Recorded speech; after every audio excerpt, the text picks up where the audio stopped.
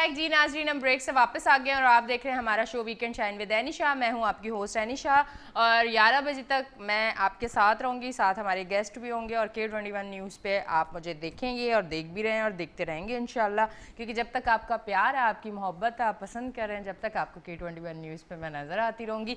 अच्छा जी, इसी के साथ साथ मैं आपको बताती चलूँ हमारे साथ हमारे दूसरे गेस्ट मौजूद हैं, तज्जियाकार है। अक्सर आप हमारे शोज़ पे K21 न्यूज़ पे उनको हमारे साथ देखते हैं। हमारे मुख्तलिफ जो दूसरे भी शोज़ हैं, मॉर्निंग शो है उस पर भी आपको नज़र आते हैं और मेरे शो पे भी नज़र आते हैं। अनवर खुर्शीद साहब है हमारे साथ, उनको वेलकम करती हूँ अपने शो पे। अस्सलाम वालेकुम, कैसे हैं आप? अल्हम्दुलिल्लाह बिल्कुल ठीक।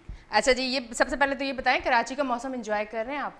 कराची का मौसम एंजॉय वाला तो है ही नहीं है, वही तो बिल्कुल इतने 3-4 दिन से तीन चार दिन कैसा फील कर रहे हैं? बहुत अजीब फील कर रहे हैं। यानी कि एसी में भी जो है ना, वो एसी में तो चल जितनी देर बंदा 24 घंटे तो एसी में भी नहीं बैठ सकता ना, तो एसी से जैसे बाहर निकले वो एक पसीना और हबस कहते हैं जिसको, सफोकेशन और इस किस्म का बहुत हो रहा है। कुछ टेम्परेचर इतना ज़्यादा नहीं है और हवा बंद है, हवा बंद है कि जिसकी वजह से बहुत प्रॉब्लम हो रही है। अच्छा जी, अब हम थोड़ा सा आ जाते हैं इस तरफ कि ये जो नया कानून है कि गैर मुस्लिम जो 18 साल से कम के हैं वो 18 साल तक अगर नहीं है तो वो इस्लाम कबूल नहीं कर सकते, इस पे आप क्या कहना चाहेंगे?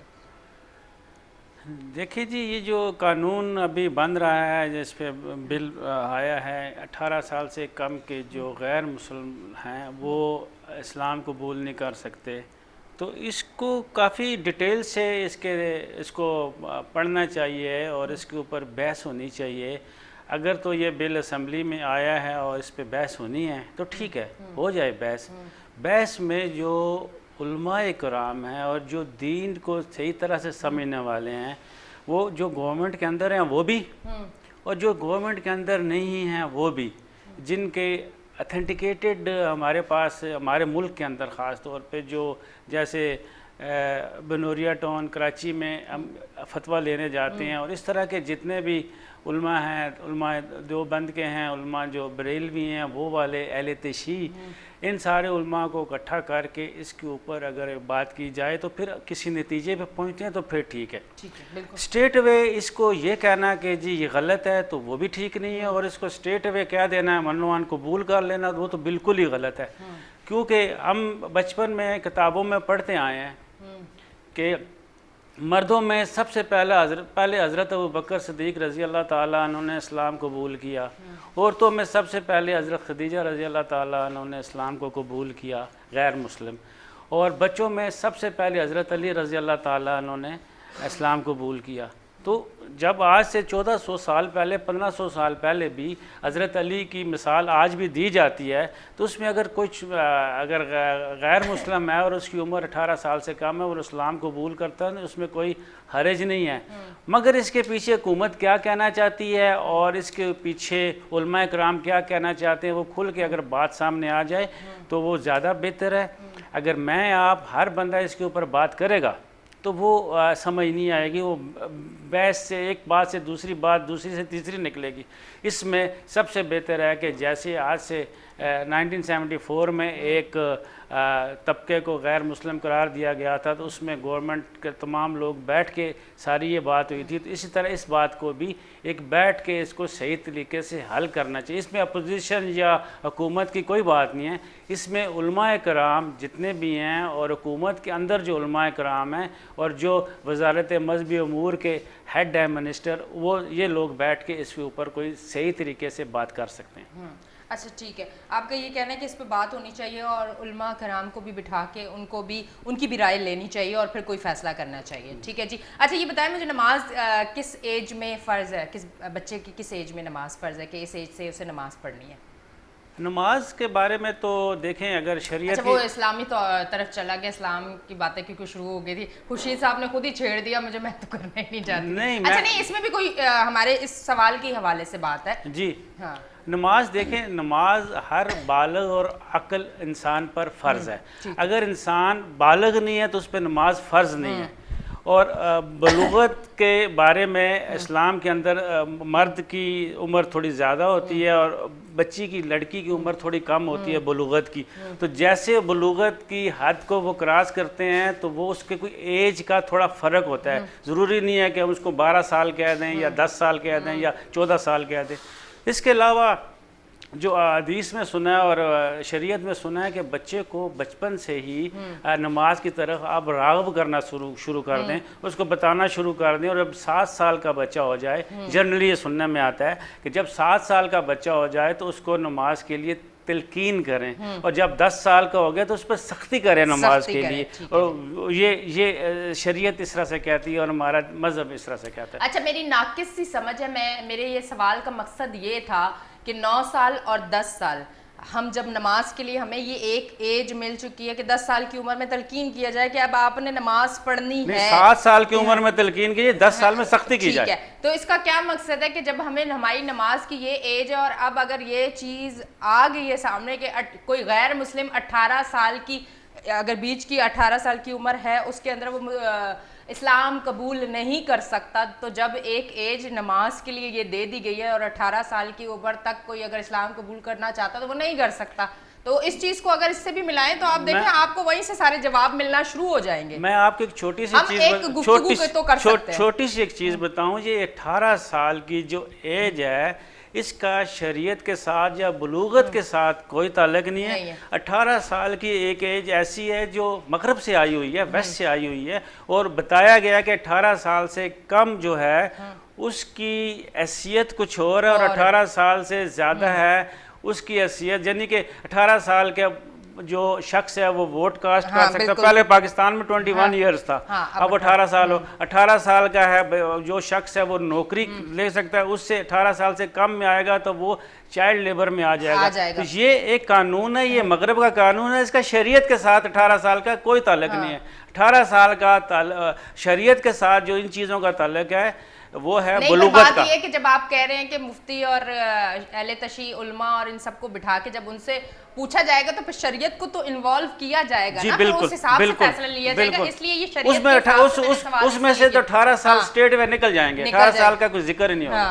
तो वो उस हिसाब से मैंने बात की है। ठीक है जी, बहरहाल अब हम बात करेंगे जी न्यूजीलैंड की जो क्रिकेट टीम है, सुना ये अचानक वापसी क्यों हुई है, समझ नहीं आ रही। देखें जी, पाकिस्तान जो है वो पिछले एक महीने से 15 अगस्त 2021 से लेके 16 सितंबर 2021 तक पूरा एक महीने दुनिया की सबसे सेफ कंट्री बन गया था पूरी दुनिया में। यानी कि दुनिया का कोई शख्स जिसने अफगानिस्तान से निकलना था, वो न्यूजीलैंड का हो, इंग्लैंड का हो, यूएसए का, इवन किसी भी मुल्क के, जिस तमाम मुल्कों के लोग आ गए, वर्ल्ड बैंक के लोग, IMF के जो लोग वहाँ पे थे, उन्होंने वहाँ से सीधा पाकिस्तान में आके पनाह ली, क्योंकि पाकिस्तान एक सेफ कंट्री है।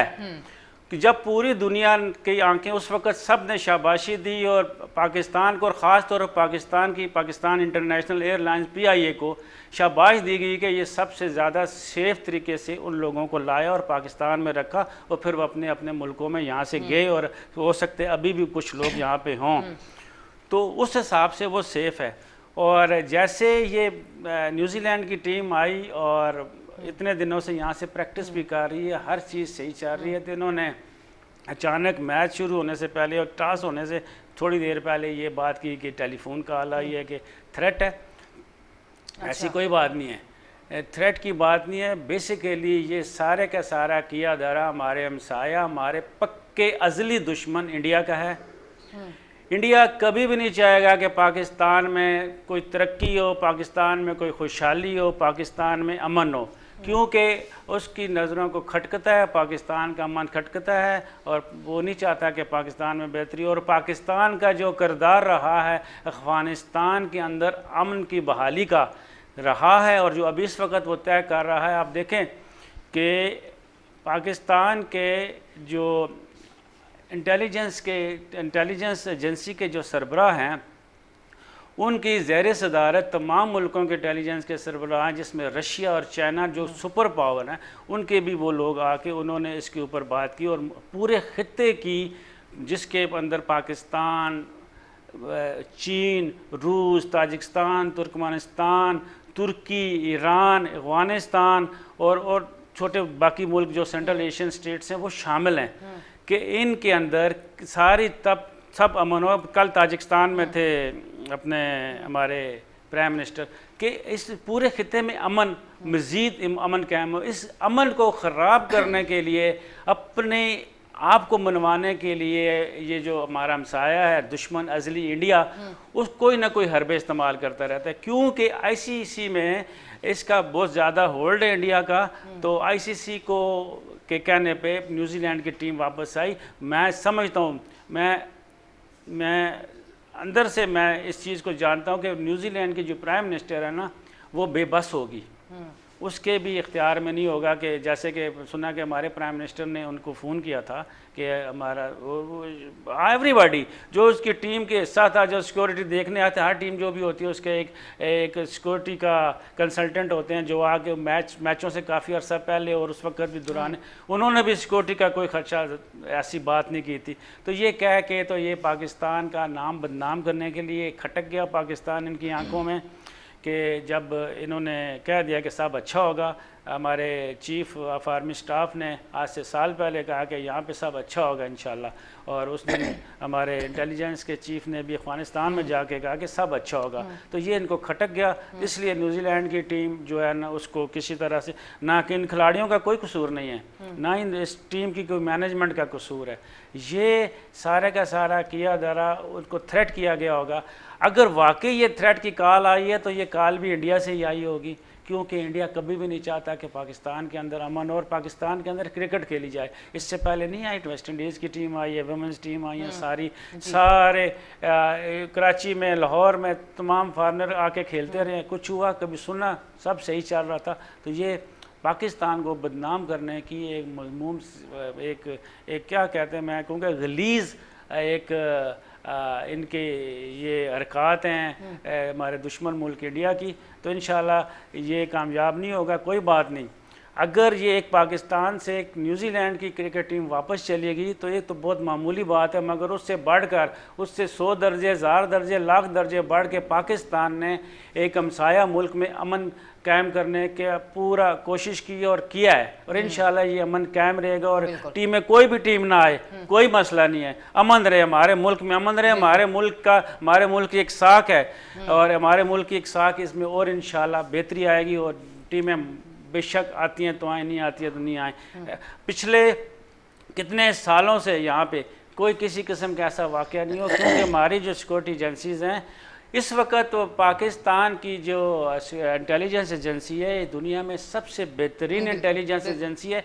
ये मैं, आप या पाकिस्तान के 25 करोड़ लोग नहीं कहते, ये दुनिया के 8 अरब लोग कहते हैं कि पाकिस्तान की जो इंटेलिजेंस एजेंसी है इसके मुकाबले की कोई दूसरी इंटेलिजेंस एजेंसी है ही नहीं है। तो इसके होते हुए किसी को कोई इधर, और पाकिस्तान की फ़ौज के होते हुए किसी को कोई वो सिक्योरिटी का थ्रेट होना नहीं चाहिए। तो ये एक सोची समझी एक साजिश है, ये प्लानिंग के तहत हुए, ये पूरे का पूरा एक मसौदा तैयार किया गया है जिसके मुताबिक ये होगा, ये होगा, ये होगा, और मैच से थोड़ी देर पहले ये होगा। ये मसौदे के तहत ये सारी बातें हुई हैं, और ये सारे का सारा मसौदा मैं बरमला, मुझे कोई इसमें नहीं है कि ये राह ने तैयार किया होगा न्यू दिल्ली में बैठ के, और उनके मसौदे के मुताबिक काम चल रहा होगा। ठीक है जी। अच्छा जी, एक बड़ी खबर सुनने में आ रही है, आपने भी शायद, आपकी भी नज़रों से गुजरी और काफ़ी हद तक आपको उनका पता भी है उस खबर का, और आप बताना भी चाहें कि सुना है कि सिंध हुकूमत ने बड़े सारे स्कूल बंद करने की कोई एक खबर जारी की है, बड़ा सोशल मीडिया पे वो गर्दिश कर रही है खबर, कितनी सच्चाई है इस खबर में? ये इनका सिंध गवर्नमेंट का समझ ही नहीं आता। एक तरफ से तालीम के बारे में ये ऐसी बातें करते हैं। कल हम एक खबर तो ये सुन रहे थे, वो जो डेस्क थे, हाँ, और डेस्क के बारे में सुन रहे थे कि जो 3,500 रुपये का डेस्क है वो 29,000 रुपये लिया, 16 लाख डेस्क लिए गए हैं। वो मैं तो कैलकुलेशन करता रहा, स्कूल बंद करें तो डेस्क कहाँ रखेंगे? मैं कैलकुलेटर पे कैलकुलेशन कर रहा था तो वो उसने फिगर आउट कर दी, उसने कहा ये आप किसी और पे करें। वो कोई अरबों रुपए में पता नहीं क्या, तो डेस्क अरबों रुपए के डेस्क थे। उसके बारे में कोई असम्बली में वो अपोजिशन पार्टी के अलीम आदिल शेख साहब ने पूछा भी था, मगर गवर्नमेंट कोई सही तरह जवाब नहीं दे सकी उसका कि डेस्कों का क्या हो। इस स्कूलों का कोई इनको हमारी समझ से बिल्कुल बाहर है। सिंध गवर्नमेंट का स्कूल जो हैं इनके साथ क्या तरीक़ाकार करना चाह रहे हैं, या तो आके ये बताएं, टीवी पे बताएं कि जी हम स्कूल इसलिए बंद कर रहे हैं कि नहीं। ठीक है, अगर ऐसी जगह पे आपका स्कूल खुला हुआ है जहाँ पे स्टूडेंट्स भी नहीं हैं या कम हैं, या उस पर अखराजात बहुत ज़्यादा हो रहे हैं, 2-3 को मर्ज करके चलाना है, कोई इस किस्म की बात है, तो फिर तो समझ आती है ना। तो ये स्टेट वे के स्कूल जो चल रहे हैं उनको बंद करना, बल्कि तो हमें स्कूलों की इतनी ज़रूरत है कि वो भी एक फिगर होगी तो फिगर कैलकुलेटर से बात हो जाएगी। अभी 2 करोड़ बच्चे स्कूल जा ही नहीं रहे, और जो 6 करोड़ बच्चे स्कूल जा रहे हैं उनके लिए भी आप स्कूल बंद कर रहे हैं। और स्कूल बंद शायद इसलिए कर रहे होंगे कि उनके नाम पे इन्होंने बेंच और डेस्क और ये किताबें लेनी होंगी। तो कोई सिंध गवर्नमेंट के बारे में कुछ कह नहीं सकते कि किस तरफ चल रही है। मतलब आप समझते ही नहीं कि इन पे कुछ कहना भी चाहिए। हाँ, कोई इसको समझ ही नहीं आती ना। जब तक तालीम का हेड एक पढ़ा लिखा समझदार शख्स नहीं लगेगा, कम अज़ कम ऐसा कोई आप ब्यूरोक्रेट ले लें, या ब्यूरोक्रेट भी नहीं बल्कि आप ऐसे ले लें जो यूनिवर्सिटी के हमारे वाइस चांसलर रह चुके हैं, यहाँ पे कॉलेजेस के प्रिंसिपल रह चुके हैं, उनको आप लाएं, उनको मशीर बनाएं यहाँ पे बेशक आप अपनी गवर्नमेंट के अंदर, और उनको बिल्कुल ऑल इन ऑल हेड बनाएं यहाँ का। तो वो सही तरीके से बता सकते हैं कि किस तरह से स्कूलों को रन करना है, किस तरह से कॉलेजेस को रन करना, और कैसे वो करना है।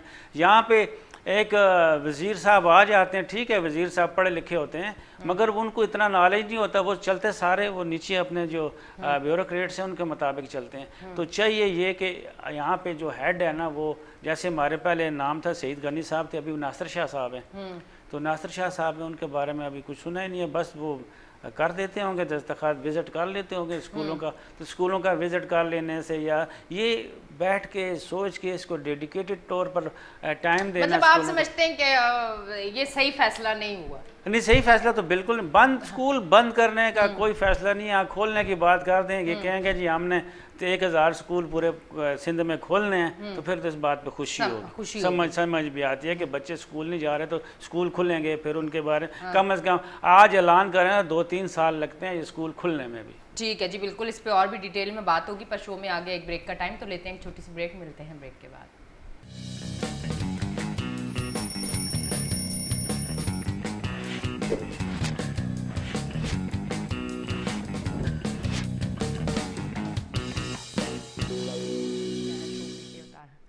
वेलकम बैक जी नाजरीन, हम ब्रेक से वापस आ गए हैं और आप देख रहे हैं हमारा show weekend shine with any Shah. अच्छा जी, अब हम बात करते हैं, ये कराची में बड़ी के इलेक्ट्रिक ने बड़ी तबाही मचा दी है। लोग एक तो गर्मी से मर रहे हैं, 3-4 दिन से इतनी शदीद गर्मी हो रही है, फिर लाइट दिन को तो जाती है, शाम को तो जाती है, फिर आधी रात को भी जाती है। तो इस पर आप क्या कहना चाहेंगे कि कोई पूछने वाला नहीं है? इतनी गर्मी में गरीब लोग बेचारे सारा दिन काम करके आए और फिर रात को सुकून की नींद भी, पंखे भी हालांकि सुकून की तो हवा देते नहीं है इतनी गर्मी में। कहते शदीद तरीन गर्म रातें, बहुत अरसे के बाद, सालों के बाद ये आई हैं गर्म रातें, और उसमें हमारे ऊपर एक ये बम फाड़ा जाए कि रात को लाइट ही चली जाए। इस पे क्या कहना चाहेंगे? इस पे कुछ नहीं कह सकते, वाकई इस पे कुछ नहीं कह सकते। आप यकीन करें, कराची जो पूरे पाकिस्तान को चला रहा है, उस कराची को पानी नहीं मिलता, उस पर कराची को बिजली नहीं मिलती, उसको बने हुए सड़क नहीं मिलते, कचरा यहाँ पे रहता है, हम लोगों को कोई चीज़ भी नहीं मिलती। और कराची वाले आप यकीन करें फिर भी देखें उनके चेहरे खिलते मुस्कुराते रहते हैं। और शर्म आनी चाहिए, मैं तो कहती हूँ अब शर्म आनी चाहिए कि अपनी आवाम के लिए कुछ आप करें, उन लोगों को कुछ तो डिलीवर करें ना। आप फिर वादे किस चीज़ के हैं? अभी कराची शहर के अंदर देखें कि जो आबादी बढ़ गई है, ज़रूरियात ज़िंदगी जिनकी बेसिक कमोडिटीज़ हैं उनकी ज़रूरत होती है, तो इंसान उनके बगैर भी 2 दिन 4 दिन रह सकता है, मगर पानी और बिजली, इसके बगैर नहीं रह सकता। बिजली के बगैर रहना बिल्कुल नामुमकिन हो गया है कराची जैसे शहर में। अगर गांव देहात में तो चलो आप दिन के वक्त बाहर हैं तो रात को चाहिए, या रात को भी आप छतें हैं आपके पास, यहाँ पे वो भी नहीं है कोई सिस्टम ऐसा। और चलें आवाज़ चलती है तो अब आप छत पे सो जाएं, घर में सो जाएं, अंदर सो जाएं, बस किसी जगह पे एक कहते हैं कि ज़रा इतनी सी भी हवा नहीं है कि बंदे को सुकून आ जाए ना, तो उसके लिए कम से कम तो पंखा चाहिए। और बिजली का कोई टाइमिंग्स नहीं है, 10 बजे जा रही है, 12 बजे आ रही है, फिर 1 बजे जा रही है, फिर 3 बजे आ रही है। तो कोई इतना हर थोड़ी देर बाद एक आवाज आती चली गई गई आ गई आ फिर गई, गई। चली गई, हाँ। अब ये आवाजें ये हमें आवाज़ें सुनने को आती मिलती हैं। तो ये असल में मिसमैनेजमेंट है, और इसका के इलेक्ट्रिक को तो मैं कसूरवार बिल्कुल नहीं करार देता। ये सारी की सारी जिम्मेदारी गवर्नमेंट की है। गवर्नमेंट के अंडर हैं तमाम अदारे। मैं कल एक वीडियो देख रहा था, ज़िला जंग के एक MPA की थी, जिस पार्टी का भी था वो। MPA ने एक रोड बनवाया, सरकारी फंड था, कोई पता नहीं 2 करोड़ के 8 करोड़ मुझे याद नहीं है, उसका 2 करोड़ के फंड से वो रोड बनाया, और अभी वो जो बिल्स थे क्लियर नहीं हुए तो रोड टूट गया 15 दिन 20 दिन में। तो उसने ठेकेदार को कहा कि जी रोड आप दोबारा बनाएंगे, और फिर बातचीत हुई और फिर उसने रोड दोबारा बनाया। फिर उसको चेक किया गया, अप टू मार्क था, तो तब उसकी पेमेंट पता नहीं अभी भी मिली कि ये रिसेंटली वीडियो है। तो इसी तरह आप अगर चेक एंड बैलेंस नहीं रखेंगे, वो गवर्नमेंट थी ना, जो भी MPA थे अल्लाह उन्हें खुश रखे, तो वो गवर्नमेंट थी। नहीं वैसे आपने ये भी देखा होगा कि कौन किस पार्टी से थे? वो थे पगड़ी बांधी हुई थी मेरे ख्याल से, सिपा साहबा सिपा मोहम्मद, तो कोई ऐसी थी। तो अल्लाह करे सारे जो भी हैं वो ऐसे हों। तो बात यह है कि जब गवर्नमेंट आंखें बंद कर लेगी, इनको सब पता है, और यानी ना पता हो तो बात है ना, अभी गवर्नमेंट को हम क्या एहतजाज करें। बच्चे को अगर कराची शहर के अंदर और पूरे मुल्क में बच्चों को इस बिजली की जो मसाइल हैं पता है, तो गवर्नमेंट को नहीं पता, वज़ीर आला को नहीं पता। वज़ीर आला बैठे क्या कर रहे हैं? वज़ीर आला के पास चले जाएं, सारी दुनिया आप वफ्द लेके चले जाएंगे, वो कहेंगे जी मैं क्या कर सकता हूँ। नहीं मैं तो ये कहती हूँ, तो जब नहीं कर सकते तो फिर मैं तो कहती हूँ ये जो आम आवाम के साथ सुलूक किया जा रहा है ना, कि हम लोगों के घरों की लाइटें बंद की जा रही हैं, हम लोगों को पानी नहीं मिल रहा, हम लोगों को सर्दी आते गैस नहीं मिलता, खैर गर्मियों में भी नहीं मिलता, ये तो ऐसे मैंने कहा कि चलो थोड़ी बहुत तो अच्छाई करनी चाहिए। सर्दियों में हम लोगों को गैस नहीं मिलता, ये सारी चीज़ें मैं कहती हूँ कि ये गवर्नर हाउस और इन सारी जगहों पे होना चाहिए। इन लोगों को भी पता चलना चाहिए कि मुश्किलात है, उनके लिए क्यों इतनी अच्छी लाइफ उनको दी हुई है कि उनको तो पता ही नहीं चलता कि बाहर हो क्या रहा है, और पता चलता भी है तो ज़रूरत नहीं, क्योंकि हम इन चीज़ों को फेस ही नहीं कर रहे, हमें पता चले कि तकलीफ किस लेवल की होती है। पहली बात तो ये है ना, ये सब लोग रहते हैं रेड जोन में। रेड जोन में लाइट जाती ही नहीं है, ठीक है ना। अगर लाइट जाती है तब भी इनको पता नहीं चलता। हाँ। क्योंकि इनके जो जनरेटर जो लगे हुए हैं ना, हाँ। तो वो इतनी जल्दी लाइट आ जाती है कि पता भी नहीं चलता गई है या आई है।